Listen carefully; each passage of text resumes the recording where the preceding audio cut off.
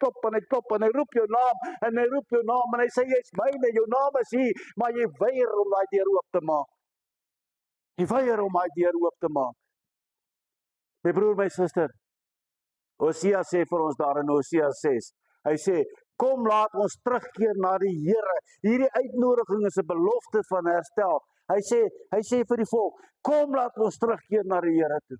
Kom laat ons terugkeer na die Here toe. Ons staan hier voor julle vanmôre, hierdie gebeure die laaste paar weke. Hy het gesê, kom laat ons terugkeer na die Here toe.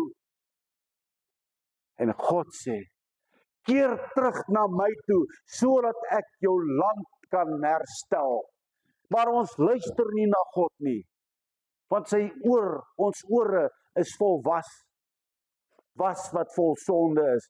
Hierdie sonde wat van die wêreld is, die genot van die wêreld, hou ons ore toe.